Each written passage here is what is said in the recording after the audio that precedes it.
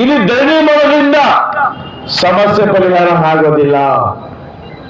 ನಾನು ಇವತ್ತು ಇಲ್ಲಿ ಕೂತು ನಾವು ಇನ್ನು 1 ತಿಂಗಳು ಧರಣಿ ಮಾಡಿದ್ರು ಕೂಡ ಅವರ್ಯಾರು ನಮ್ಮ ಕಡೆ ಬರೋದಿಲ್ಲ. ನಿಮಗೆ ಸಹಾಯ ಆಗ್ಬೇಕು ಅಂದ್ರೆ ನನ್ನ ಮಾತು ಕೇಳಿ ಹೋರಾಟ ಬೇರೆ ರೀತಿ ಮಾಡೋಣ. ಇವತ್ತು ಏನು ಪ್ರಯೋಜನ ಇಲ್ಲ. ಈ ಹೋರಾಟವನ್ನ ಬೆಂಗಳೂರು ಹೆಡ್ ಆಫೀಸ್ ಶಿಫ್ಟ್ ಮಾಡೋಣ. ನೀವೇನಾದ್ರು ಎಲ್ಲ ಶಾಸಕರು ಮನವಿ ಕೊಡಿ, ಒಂದು ಡೇಟ್ ನಿಗದಿ ಮಾಡ್ತೀವಿ. ಅವತ್ತೆಲ್ಲರೂ ಹೋಗಿ ಒಟ್ಟಾಗಿ ಪ್ರೆಷರ್ ಹಾಕಿದ್ರೆ ಮಾತ್ರ ನಿಮ್ಮ ಸಮಸ್ಯೆ ಪರಿಹಾರ ಆಗ್ತದೆ. ನೀವೆಲ್ಲ ಕೂಡ ಈ ಚಳಿ ಮಳೆಯಲ್ಲಿ ಕೂತು ಧರಣಿ ಮಾಡೋದ್ರಿಂದ ಏನು ಇವತ್ತು ಪ್ರತಿಫಲ ಆಗೋದಿಲ್ಲ. ದಯಮಾಡಿ ನನ್ನ ಮಾತನ್ನು ಕೇಳಿ ಧರಣಿಯನ್ನು ಮುಕ್ತಾಯಗೊಳಿಸಿ. ನೀವು ರೂಪ ಕೂಡ ಬಂದು ಹೋಗಿದ್ದಾರೆ, ಕೇಳಿ ರೂಪವನ್ನ. ಅಣ್ಣ ಅಪಾಯಿಂಟ್ ಕೊಟ್ಟಿದ್ದಾರೆ ಅಣ್ಣ, ಶೇವಾರ 50 ಕೊಟ್ಟಿದ್ದಾರೆ, 19 ಕೊಟ್ಟಿದ್ದಾರೆ ಅಣ್ಣ, ಹೋಗಿ ಬರ್ತೀರಿ ಅಂತ. ಹೋಗಿ ಏನಮ್ಮ ಮಾಡ್ತೀಯ ನೀನು?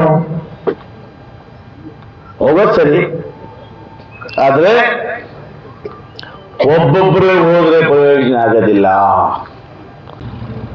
ಮೊನ್ನೆ ನಮ್ಮ ಗೌರವಾದ MP ಬಂದಿದ್ರಂತೆ, ಕೇಳ್ಪಟ್ಟಿದ್ದಾರೆ. ನಾನು ಪಾರ್ಲಿಮೆಂಟ್ ಅಲ್ಲಿ ಮಾತಾಡ್ತೇನೆ. ಯಾವತ್ತಪ್ಪ ಪಾರ್ಲಿಮೆಂಟ್ ಏನ್ ಮಾತಾಡ್ತೀವಿ? ಪಾರ್ಲಿಮೆಂಟ್ ಅಲ್ಲಿ ಏನ್ ಮಾತಾಡ್ತೀಯಪ್ಪ? ಬಾಬಾ ಸಾಹೇಬ್ ಅಂಬೇಡ್ಕರ್ ಅವರ ಆದರ್ಶಗಳನ್ನು ನಂಬಿ ಅವರು ಹಾಕಿರ್ತಕ್ಕಂಥ ಮಾರ್ಗದರ್ಶನದಲ್ಲಿ ಸಂವಿಧಾನವನ್ನು ನಂಬಿ ಮಾಡ್ತಾ ಇರ್ತಕ್ಕಂಥ BML ನ ಎಲ್ಲ ನನ್ನ ಕಾರ್ಮಿಕ ಬಂಧುಗಳೇ, ರೂಪ ಕೂಡ ಬಂದು ಹೋಗಿದ್ದಾರೆ, ಕೇಳಿ ರೂಪವನ್ನ. ಅಣ್ಣ ಅಪಾಯಿಂಟ್ ಕೊಟ್ಟಿದ್ದಾರೆ ಅಣ್ಣ, ಶೇವಾರ 50 ಕೊಟ್ಟಿದ್ದಾರೆ, 19 ಕೊಟ್ಟಿದ್ದಾರೆ ಅಣ್ಣ, ಹೋಗಿ ಬರ್ತೀರಿ ಅಂತ. ಹೋಗಿ ಏನಮ್ಮ ಮಾಡ್ತೀಯ ನೀನು? ಹೋಗೋದು ಸರಿ, ಆದ್ರೆ ಒಬ್ಬೊಬ್ಬರೇ ಹೋದ್ರೆ ಪ್ರಯೋಜನ ಆಗೋದಿಲ್ಲ. ಇಷ್ಟೊತ್ತು ಕೂಡ ನಿಮ್ಮ ಯೂನಿಯನ್ನ ಅಧ್ಯಕ್ಷರು ಸವಿವರವಾಗಿ ಎಲ್ಲವನ್ನು ಹೇಳಿದ್ದಾರೆ. ಇವತ್ತು ಕಳೆದ ಬಾರಿ ಕೂಡ ತಾವು ಸ್ಟ್ರೈಕ್ ಮಾಡಿದ್ರಿ. ಆ ಸಮಯದಲ್ಲಿ ನಾವೆಲ್ಲರಿಗೂ ಮಾತು ಕೊಟ್ಟಿದ್ವಿ. ಏನ್ ಮಾತು ಕೊಟ್ಟಿದ್ವಿ? ನಿಮ್ನೆಲ್ಲ ಕರ್ಕೊಂಡೋಗಿ ಮ್ಯಾನೇಜ್ಮೆಂಟ್ ಹತ್ರ ಮಾತಾಡಿಸಿ ನಿಮ್ಮ ಸಮಸ್ಯೆಗಳಿಗೆ ಪರಿಹಾರ ಕೊಡ್ತೀವಿ ಅಂತ ಕೂಡ ನಾವು ಹೇಳಿದ್ವಿ. BL ಕಟ್ಟುವಾಗ ನೆಹರೂರವರು, ಇಂದಿರಾ ಗಾಂಧಿಯವರು, ಅಂದಿನ ಕಾಂಗ್ರೆಸ್ ಸರ್ಕಾರ ಸ್ಥಳೀಯವಾಗಿ ಎಲ್ಲ ಜನಾಂಗಕ್ಕೆ ಕೂಡ ಕೆಲಸ ಕೊಡಬೇಕು ಅಂತ ಹೇಳಿ ಸನ್ಮಾನ್ಯ MV ಕೃಷ್ಣಪ್ಪನವರು ಕೇಂದ್ರ ಮಂತ್ರಿ ಆಗಿದ್ದಾಗ ಈ BML ಕಾರ್ಖಾನೆಯ ಸ್ಥಾಪನೆ ಮಾಡಿದ್ದು ನಮಗೆಲ್ಲ ಕೆಲಸ ಕೊಡಬೇಕು ಅಂತ. ಇವತ್ತು ನಾವು ಈ BML ಕಾರ್ಖಾನೆ ನಂಬಿ ಭಾರತ್ ಗೋಲ್ಡ್ ಸ್ಥಾಪ ಆದ್ಮೇಲೆ ವಾಜಪೇಯಿ ಸರ್ಕಾರದ ಬಂದ ತಕ್ಷಣ ಈ ಗೋಲ್ಡ್ ಸ್ಟಾಪ್ ಮಾಡಿದ್ರು. ಅದಾದ್ಮೇಲೆ ಇಲ್ಲ ಅನೇಕ ಕುಟುಂಬಗಳಿಗೆ ಯಾರು ಮೈಸೂರು ಕೆಲಸ ಮಾಡ್ತಾ ಇದ್ರು ಅವರಿಗೆ ವಾಸ ಮಾಡ್ಲಿಕ್ಕೆ ಮನೆ ಇಲ್ಲ, ಅವರಿಗೆ ಸಂಬಳ ಇಲ್ಲ, ಅವರ ಮಕ್ಕಳು ವಿದ್ಯಾಭ್ಯಾಸ ಮಾಡಿಕೊಂಡು ಇವತ್ತು ಬೆಂಗಳೂರಿಗೆ ಚೆನ್ನೈಗೆ ಕೆಲಸ ಮಾಡ್ತಾ ಇದ್ದಾರೆ.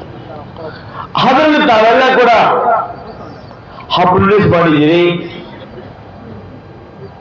ಈ BML ಸಿಬ್ಬಂದಿ ಕಡಿಮೆ ಆಗ್ತಾ ಬಂದಂಗೆ ನಿಮ್ಮನ್ನ ಮಸ್ಟೋಲಲ್ಲಿ ನೇಮಕ ಮಾಡ್ಕೊಳ್ತೀವಿ ಅಂತೇಳಿ ತಮ್ಮನ್ನೆಲ್ಲ ಕೂಡ ತಗೊಂಡ್ರು. ಭಾರತ ಸರ್ಕಾರ ಹಿಂದೆ ಕಾಂಗ್ರೆಸ್ ಸರ್ಕಾರ ಇದ್ದಾಗ ನಾವು BML ಮಾರಾಟಕ್ಕೆ ಇಟ್ಟಿರ್ಲಿಲ್ಲ. ಇವತ್ತು BML ಮಾರಾಟಕ್ಕಿಟ್ಟು ಕಾರ್ಮಿಕರ ಭವಿಷ್ಯವನ್ನ ಅತಂತ್ರ ಮಾಡ್ತಾ ಇದ್ದಾರೆ. ಇವತ್ತು ವಿಶೇಷವಾಗಿ ಹಿಂದೆ ನಿಮ್ಮ ನಾಯಕರು ಹೇಳಿದ್ರು ಮ್ಯಾನೇಜ್ಮೆಂಟ್ ಒಟ್ಟಿಗೆ ನೀವು ಅಗ್ರಿಮೆಂಟ್ ಮಾಡಿಕೊಂಡು ಮುಂದೆ ಪರ್ಮನೆಂಟ್ ಆಗುತ್ತೆ ಅಂತೇಳಿ ಕಡಿಮೆ ಸಂಬಳಕ್ಕೆ ನೀವೆಲ್ಲ ಕೂಡ ಕೆಲಸ ಮಾಡ್ತಾ ಇದ್ರಿ. ಮನುಷ್ಯನಿಗೆ ಆಸೆ, ಮುಂದೆ ಒಳ್ಳೆ ಭವಿಷ್ಯ ಇದೆ, ಆ ಭವಿಷ್ಯ ನಂಬಿಕೊಂಡು ನೀವೆಲ್ಲ ಕೂಡ ಬಡವರಾಗಿ ಮುಂದೆ ಪರ್ಮನೆಂಟ್ ಆಗುತ್ತೆ ಅಂತೇಳಿ ಕೆಲಸವನ್ನು ಮಾಡ್ತಾ ಇದ್ರಿ. ಆದರೆ ಈ ಬಿಜೆಪಿ ಸರ್ಕಾರ ಮೋದಿಯವರು ಬಂದ ಮೇಲೆ ವಿಶೇಷವಾಗಿ ಇವತ್ತು 12 ಅಗ್ರಿಮೆಂಟ್ ಕ್ಯಾನ್ಸಲ್ ಮಾಡಿ ನಿಮ್ಮೆಲ್ಲ ಕೂಡ ಟೆಂಡರ್ ಅಂತ ಹೇಳಿ ಔಟ್ಸೋರ್ಸ್ ಅಂತ ಟ್ರೀಟ್ ಮಾಡಿದ್ದಾರೆ. ನಾನು ಒಂದು ಚರ್ಚೆ ಮಾಡಿದಾಗ ಹೇಳಿದ ಮಾತದ್ದು. ಅವತ್ತು ಹೇಳಿದ್ರು ನಮಗೂ ಎಂಪ್ಲಾಯೀಸ್ಗೂ ಸಂಬಂಧ ಇಲ್ಲ,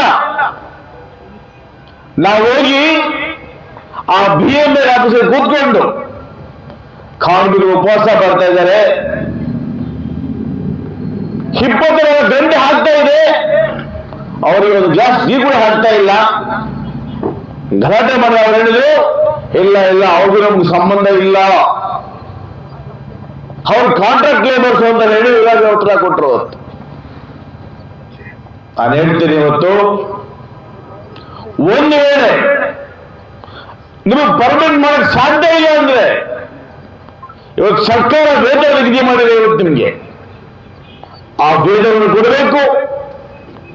ಏನು ಅಣ್ಣವರು ಹೇಳಿದ್ರು ಆ ಸೌಲಭ್ಯಗಳು, ಯಾಕಂದ್ರೆ ಆ BML ನೌಕರ 1 ಲಕ್ಷ ತಗೊಂಡ್ರೆ 20,000ಕ್ಕೆ ಅವರಿಗಿಂತ 4 ಪಟ್ಟು ಹೆಚ್ಚು ಕೆಲಸ ಮಾಡ್ತೀವಿ ನಾವು. ಇವತ್ತು ಗೊತ್ತಿರೋ ಮಾಹಿತಿ ಹೇಳ್ತೇನೆ, ಮೋಸ್ಟ್ ಆಫ್ ಎಂಪ್ಲಾಯೀಸ್ ಇಲ್ಲ ಅಂದ್ರೆ BML ಇಲ್ಲ. ಇವತ್ತು BML ಅಲ್ಲಿ ಏನು ಎಂಪ್ಲಾಯೀಸ್ ಇದ್ದಾರೆ ಅವ್ರಿಗೆಲ್ಲ 58 ಅವಕಾಶ ಆಗಿದೆ, ಒಬ್ಬರಿಗೂ ಕೆಲಸ ಮಾಡ್ಲಿಕ್ಕೆ ಆಗೋದಿಲ್ಲ. ಅವ್ರು ಹೇಳಿದ ಈ ಮಾತನ್ನ ಏನು, ನಾವು ಎಂಪ್ಲಾಯೀಸ್ ಮಾತ್ರ ಕೊಡ್ತೀವಿ ಏನ್ರಿ, ಕೆಲಸ ಕೊಡೋದು ಎಂಪ್ಲಾಯೀಸ್ ಇವ್ರ ಕೆಲಸ ಮಾಡ್ತಕ್ಕಂಥ ಇವರು, ಲಾಭ ಅವ್ರಿಗೆ.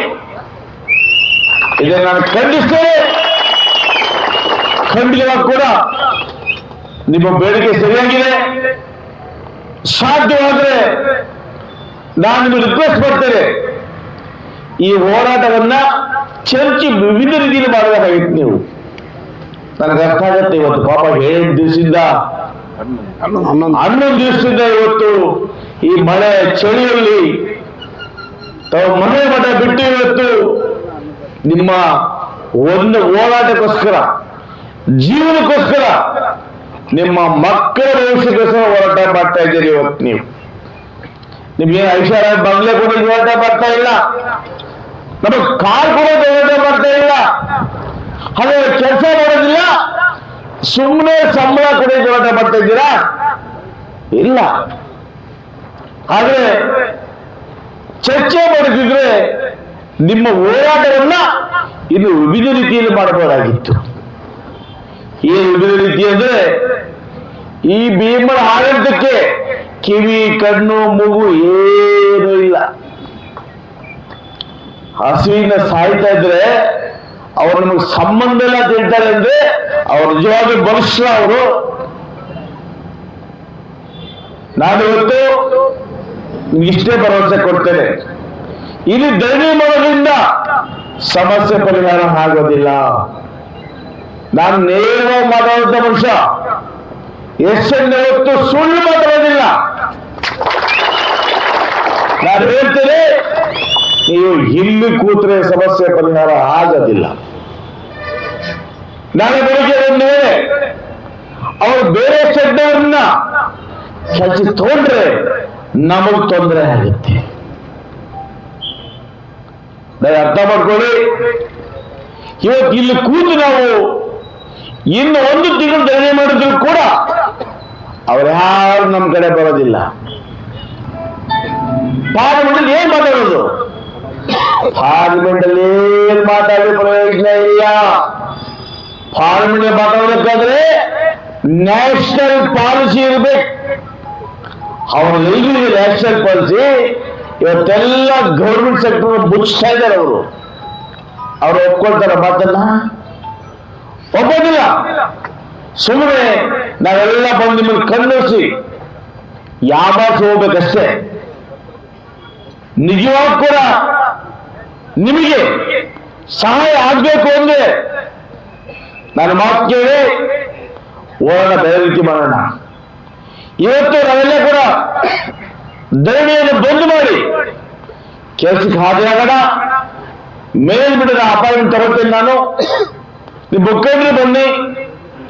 ಒಂದು ವೇಳೆ ನಮ್ಮ ಸಮಸ್ಯೆಗಳು ಒಪ್ಪದೇ ಇಲ್ಲ ಅಂದ್ರೆ ಈ ಹೋರಾಟ ಇಲ್ಲಿ ಮಾಡಿ ಏನು ಪ್ರಯೋಜನ ಇಲ್ಲ. ಈ ಹೋರಾಟವನ್ನ ಬೆಂಗಳೂರು ಹೆಡ್ ಆಫೀಸ್ ಶಿಫ್ಟ್ ಮಾಡೋಣ. ಆ ಶಿಫ್ಟ್ ಮಾಡೋದಕ್ಕೆ ನಿಮಗೆ ಎಷ್ಟು ಬಸ್ ಬೇಕಾದ್ರೆ ನಾನು ಕೊಡ್ತೇನೆ. ಎಷ್ಟು ಬೇಕಾದ್ರೆ ನಾನು ಕೊಡ್ತೇನೆ. ಆ ಊಟ ತಿಂಡಿ ಎಷ್ಟೇ ಖರ್ಚಾಗ್ಲಿ ಅದನ್ನ ನಾನು ಗೋಪಾಲ ಬರೆಸ್ಕೊಳ್ತೇವೆ. ಇವತ್ತು ನೀವು ಇಲ್ಲಿ ಕೂತ್ಕೊಂಡು ಇನ್ನು ಒಂದು ವಾರ ಸ್ಟ್ರೈಕ್ ಮಾಡಿದ್ರೆ ಕೂಡ ನಾವು ಸಫರ್ ಆಗ್ತೇವೆ, ನಾವು ಉಪವಾಸ ಇರ್ತೇವೆ, ನಮ್ಮ ಹೆಂಡತಿ ಮಕ್ಕಳು ಕಷ್ಟಪಡ್ತಾರೆ, ನಮ್ಮ ಕನಿಷ್ಠ ಪಕ್ಷ ಯಾವ ಸೌಲಭ್ಯ ಕೂಡ ಸಿಗೋದಿಲ್ಲ. ದಯಮಾಡಿ ನನ್ನ ಮಾತನ್ನು ಕೇಳಿ. ಏನು ನೀವು ಯೂನಿಯನ್ ಮುಖಂಡರಿದ್ದೀರಾ, ನಿಮ್ಮಲ್ಲಿ ನಾನು ಕೈ ಮುಗಿದು ಪ್ರಾರ್ಥನೆ ಮಾಡ್ತೇನೆ. ದಯಮಾಡಿ ನೀವು ಇಲ್ಲಿ ಕೂತ್ಕೊಳ್ಳೋದ್ರಿಂದ ಏನು ಪ್ರಯೋಜನ ಆಗೋದಿಲ್ಲ. ಯಾರೋ ಬರ್ಬೇಕಂತ ಬರ್ತಾರೆ, ಭಾಷಣ ಮಾಡ್ತಾರೆ, ಹೋಗ್ತಾರೆ. ನಿಮ್ ಹೊಟ್ಟೆ ತುಂಬುತ್ತಾ? ನಿಮ್ ಕೆಲಸ ಆಗುತ್ತಾ? ಇಲ್ಲ. ದಯಮಾಡಿ ಕೇಳಿ. ಈ ಹೋರಾಟ ಭೈರಸಕ್ಕೆ ಮಾಡ್ಕೊಂಡಿದ್ರೆ ಏನೂ ಸಿಕ್ಕಿಲ್ಲ. ನಾನು ಹೆಂಡತಿಸದ್ದು ನೋಡಿದೆ, ಕೆಜಿ ಮಾಡ್ತಾ ಇದ್ದಾರೆ, ಯಾರು ಸ್ಪಂದನೆ ಸಿಗುತ್ತಾ ಅಂತ. ಸಹೋದರಿ ರೂಪ ಕೂಡ ಬಂದು ಹೋಗಿದ್ದಾರೆ. ಕೇಳಿ ರೂಪವನ್ನ, ಅಣ್ಣ ಅಪಾಯಿಂಟ್ ಕೊಟ್ಟಿದ್ದಾರೆ ಅಣ್ಣ, ಶನಿವಾರ ಯಾವತ್ತು ಕೊಟ್ಟಿದ್ದಾರೆ, 19 ಕೊಟ್ಟಿದ್ದಾರೆ ಅಣ್ಣ, ಹೋಗಿ ಬರ್ತೀರಿ ಅಂತ. ಹೋಗಿ ಏನಮ್ಮ ಮಾಡ್ತೀಯ ನೀನು? ಹೋಗೋದು ಸರಿ, ಆದ್ರೆ ಒಬ್ಬೊಬ್ಬರೇ ಹೋದ್ರೆ ಪ್ರಯೋಜನ ಆಗೋದಿಲ್ಲ. ನಾನು ಇವತ್ತು ಹೇಳ್ತೇನೆ, ನಮ್ಮ ಜಿಲ್ಲೆಯ ಕಾರ್ಮಿಕರ ಪರವಾಗಿ ಜಿಲ್ಲೆಯ ಎಲ್ಲ ಶಾಸಕರು ಪಕ್ಷಾತೀತವಾಗಿ ನಮ್ಮೊಟ್ಟಿಗೆ ಒಪ್ಪಿ ನಾವೆಲ್ಲ ಒಟ್ಟಿಗೆ ಹೋಗಿ ನೀವು ಪರಿಹಾರ ಮಾಡಿಲ್ಲ ಅಂದ್ರೆ ನಾವು ಕೋಲಾರ ಕೆಜಿಎಫ್ ಬಂಗಾರಪೇಟೆಯಿಂದ ಬಂದು ಮಾಡ್ತೀವಿ ಅಂತ ಮಾತಾಡ್ತಾರೆ. ಯಾಕಂದ್ರೆ ಹಬ್ಬವರ ಮನೆ ಹೋಗ್ತಾರೆ, ಟೀ ಕೊಡ್ತಾರೆ, ನಮಗೆ ಕೂರಿಸ್ತಾರೆ, ಅವ್ರ ಕಾನೂನು ಬುಕ್ ತೋರಿಸ್ತಾರೆ, okay okay yes yes okay okay ಇಟ್ಕೊಂಡ್ಬಂದು ಬರ್ತೀವಿ. ನಿಮ್ಮ ಹೊಟ್ಟೆ ತುಂಬುತ್ತಾ? ನೀವು ಪರಿಹಾರ ಸಿಗುತ್ತಾ? No, it's impossible. ಸಿಗೋದೇ ಪರಿಹಾರ. ನಿಮಗೆ ಪರಿಹಾರ ಸಿಗ್ಬೇಕು ಅಂದ್ರೆ ನೀವು ಯೂನಿಯನ್ನರು ಎಲ್ಲ ಶಾಸಕರು ಮನವಿ ಕೊಡಿ, ಒಂದು ಡೇಟ್ ನಿಗದಿ ಮಾಡ್ತೀವಿ. ಅವತ್ತೆಲ್ಲರೂ ಹೋಗಿ ಒಟ್ಟಾಗಿ ಪ್ರೆಷರ್ ಹಾಕಿದ್ರೆ ಮಾತ್ರ ನಿಮ್ಮ ಸಮಸ್ಯೆ ಪರಿಹಾರ ಆಗ್ತದೆ. ಅದು ಮಾಡಿಲ್ಲ ಅಂದ್ರೆ ಖಂಡಿತ ಹೇಳ್ತೀನಿ, ಧರಣಿ ಮಾಡೋದ್ರಿಂದ ಸಮಸ್ಯೆ ಪರಿಹಾರ ಆಗೋದಿಲ್ಲ. ಆಗುತ್ತಾ ಹೇಳಿ? ಆಗುತ್ತಾ? 11 days ಆಯ್ತು. ಏನು ಅಚೀವ್ಮೆಂಟ್ ಇದೆಯಾ ಹೇಳಿ? ಇದೆಯಾ? ನಾನು ನಿಮಗೆ ರಿಕ್ವೆಸ್ಟ್ ಮಾಡ್ತೀನಿ, ಯೂನಿಯನ್ ಮುಖಂಡರಿಗೆ, ಇಲ್ಲಿ ಪಾರ್ಟಿ ಪಕ್ಷ ಬೇಡ, ನಾನು ರಾಜಕೀಯ ಮಾತಾಡೋದಿಲ್ಲ. ನೀವೆಲ್ಲ ಕಾರ್ಮಿಕರ ನನ್ನ ಬಂಧುಗಳು, ನೀವೆಲ್ಲ ಕೂಡ ಈ ಚಳಿ ಮಳೆಯಲ್ಲಿ ಕೂತು ಧರಣಿ ಮಾಡೋದ್ರಿಂದ ಏನು ಇವತ್ತು ಪ್ರತಿಫಲ ಆಗೋದಿಲ್ಲ. ದಯಮಾಡಿ ನನ್ನ ಮಾತನ್ನು ಕೇಳಿ, ಧರಣಿಯನ್ನು ಮುಕ್ತಾಯಗೊಳಿಸಿ ನೀವು 10-20 ಟೀಮ್ ಮಾಡ್ಕೊಳ್ಳಿ. ಫಸ್ಟ್ ನಿಮ್ಮ ಟೀಮನ್ನು ಬಂದು ನಾನೇ ಬರ್ತೀನಿ ನಿಮ್ಮೊಟ್ಟಿಗೆ, ಎಲ್ಲ MLA ಹತ್ರ ಮಾತಾಡೋಣ.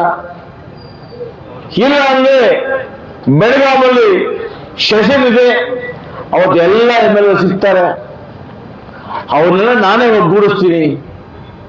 ಅವನ್ನೆಲ್ಲ ಕರ್ಕೊಂಡು ಒಟ್ಟಿಗೆ ಹೋದ್ರೆ ಮಾತ್ರ ನಿಮಗೇನಾದ್ರೂ ಸ್ವಲ್ಪ ಮಟ್ಟಿಗೆ ಪರಿಹಾರ ಸಿಗಬಹುದು ಅಂತೇಳಿ ನನ್ನ ಅನಿಸಿಕೆ. ದಯಮಾಡಿ ಯೋಚನೆ ಬಂಧುಗಳೇ, ನಾನು ರೂಪಮ್ಮ ನಾವೆಲ್ಲ ನಿಮ್ಮ ಪರವಾಗಿದ್ದೇವೆ. ಆದರೆ ನಿಮ್ಮ ಸಮಸ್ಯೆಗೆ ಪರಿಹಾರ ಆಗ್ಬೇಕಲ್ವಾ? ಪರಿಹಾರ ಆಗ್ಬೇಕಂದ್ರೆ ಇದೊಂದೇ ದಾರಿ. ನಾವೆಲ್ಲ ಸೇರಿ ಇಡೀ ಜಿಲ್ಲೆಯ MP MLAಗಳು, KV ಅಧ್ಯಕ್ಷರು, ನಿಮ್ಮ ಕಾರ್ಪೊರೇಟ್ ಅಧ್ಯಕ್ಷರು, ಪುರಸಭಾ ಅಧ್ಯಕ್ಷರು, ನಾವೆಲ್ಲ ಒಂದು ನಿಯೋಗ ಟೀಮ್ ಹೋಗಿ ಆ ಹೈಕಮಾಂಡ್ ಅನ್ನ ಬೆದರಿಸಿದ್ರೆ ಮಾತ್ರ ಪರಿಹಾರ ಆಗ್ತದೆ. ಬರೀ ಕೂತ್ಕೊಂಡು ದಂಡಿ ಮಾಡಿಕೊಂಡು ಧಿಕ್ಕಾರ ಧಿಕ್ಕಾರ ಅಂದ್ರೆ ಡೌನ್ ಡೌನ್ ಅಂದ್ರೆ ನಾವು ಡೌನ್ ಆಗುತ್ತೀವಿ ಅಲ್ವಾ? ನಮ್ಮ ಬಡವರಿಗೂ ಕೇಳಿಸ್ಬೇಕು ಅಂದ್ರೆ ನಮ್ಮ ಹೋರಾಟ ಅವ್ರ ಮನೆ ಬಾಗಿಲು ತಟ್ಟಬೇಕು, ಹೌದಲ್ಲ? ದಯಮಾಡಿ ಹೇಳ್ತೀನಿ ಕೇಳಿ, ನನ್ನ ಮಾತಿನ ಗೌರವ ಇದ್ದರೆ ದಯಮಾಡಿ ಮುಖದ ಅರ್ಥ ಮಾಡ್ಕೊಳ್ಳಿ. ಈ ಸ್ಟ್ರೈಕ್ ಅನ್ನ ಇವತ್ತು ಮುಕ್ತಾಯಗೊಳಿಸಿ ನಾನು